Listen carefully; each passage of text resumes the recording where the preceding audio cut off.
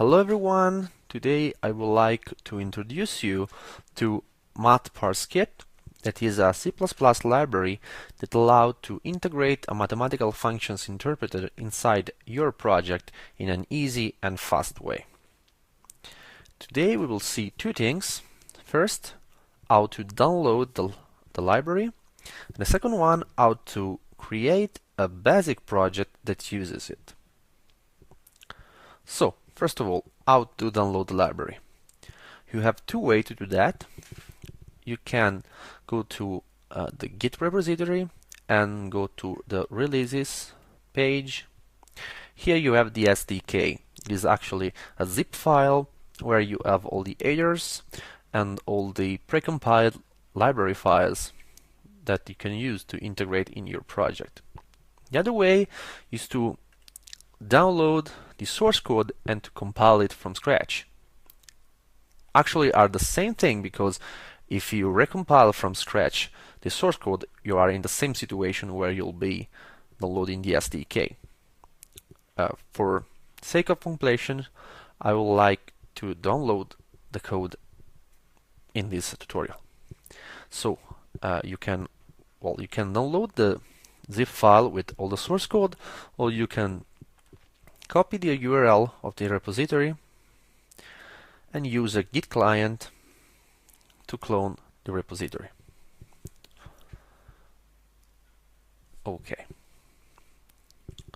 So, first of all, you have to compile the library. We will have the makefile that allows to do that on Linux and on Mac OS X, and you have the solution files for Microsoft Visual Studio from 2008 to 2013. In this case, I will use Visual Studio 2013. So you will open the project and just build solution, and in this way you will build the library from scratch.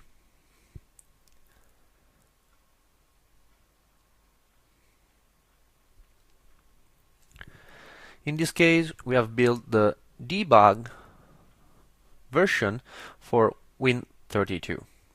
You have both debug and release, and the version for Win32 or x64 architectures.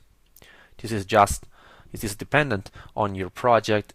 If you have a 32 or a 64-bit application, if you want to debug it, if you don't want to debug it, and whatever. This is just dependent on your project. In this case, we will use Win32 and debug.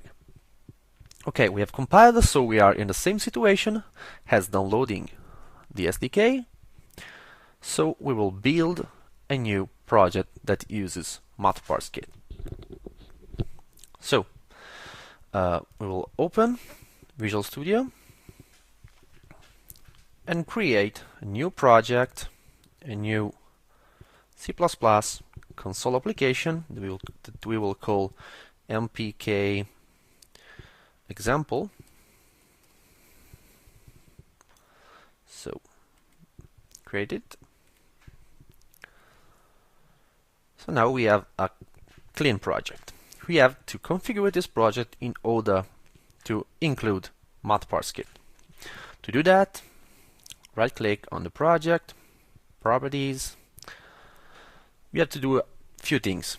First of all, in the C++ additional include directories, we have to add the directory that contains the header files. So we'll add a new one and link it to get MathParseKit, the include folder. Okay. Second thing, we need to configure in the linker properties the additional library directories. In this way, we will tell the project where to find the lib files. So edit, and we will link the folder get MathParseKit library Win32 debug. This is dependent on the configuration you have chosen. Okay. Last, in the linker input, we need to tell the project to actually include MathParseKit. So additional dependencies, edit MathParseKit.lib.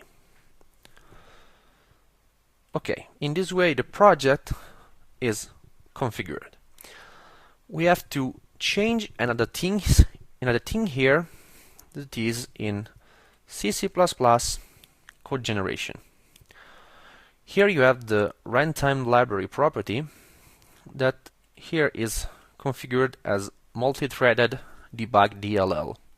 Here you have multi-threaded debug, multi-threaded DLL, multi-threaded debug DLL.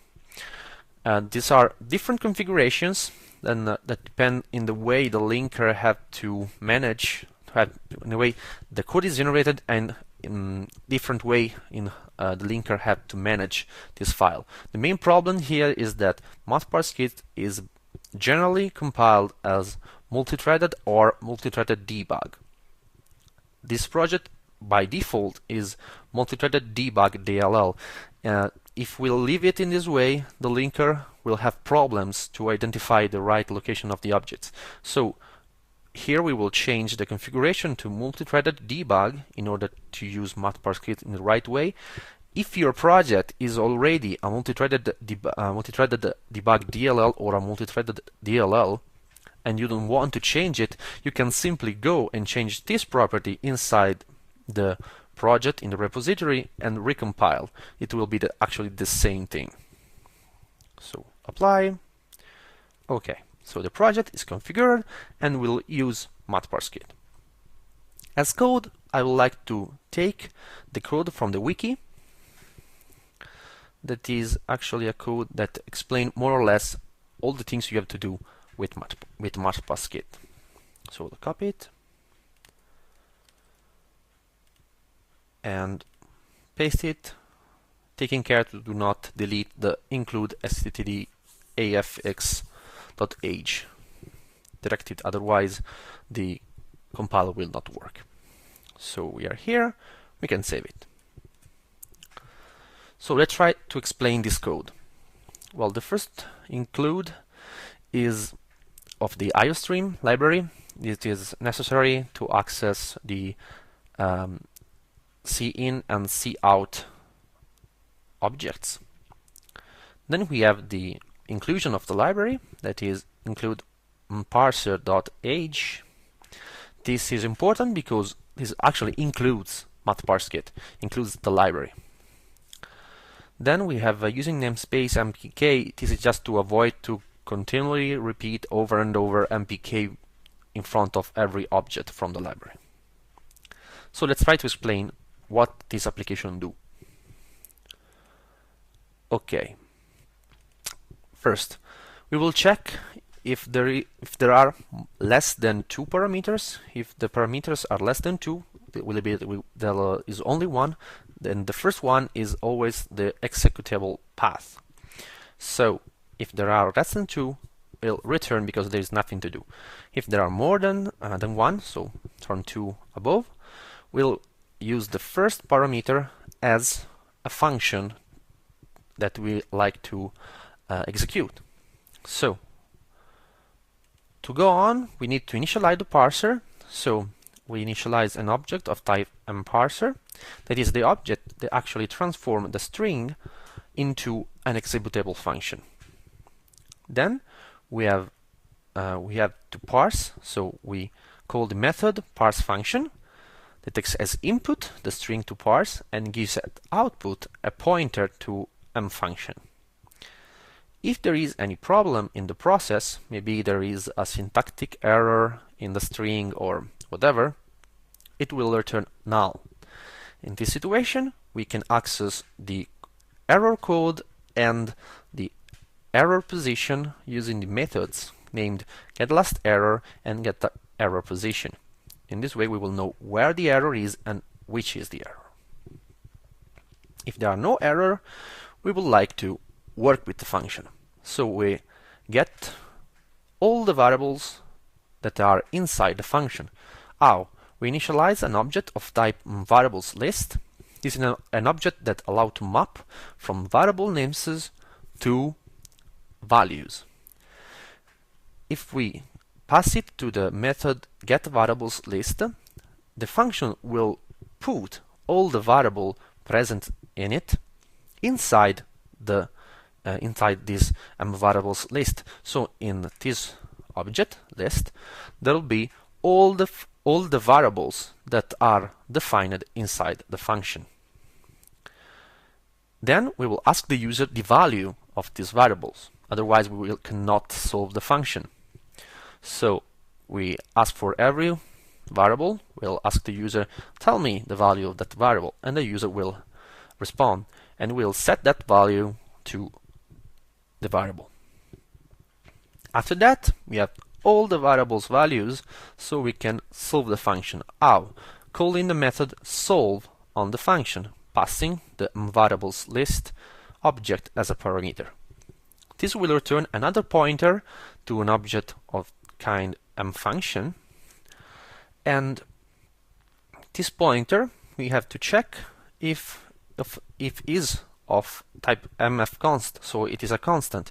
In this case, we are sure of that because we are passing all the variables that are inside the function, so it will be a constant. But in other situations, this is not always true. So we prefer to check the type of the object. So we'll call the getType and we'll check if it is mfconst. In this situation, we are sure that it is a const, so we can try to extrapolate the value. So we do a casting from mfunction pointer to mfconst pointer, and we'll call the method getValue on this object, and we'll print it on the cout. In the end, always remember to free the memory, so you need to call the release method on all the functions that you have generated during the process. So we have explained the code. We'll try to build it, and we'll try it. So let's go to the location of the executable file. Chain mpk example debug. Here we have the executable file, and we can execute it. No parameter, so nothing will be done. We'll type with a parameter, so we can use 2 times 3, and it will respond result 6.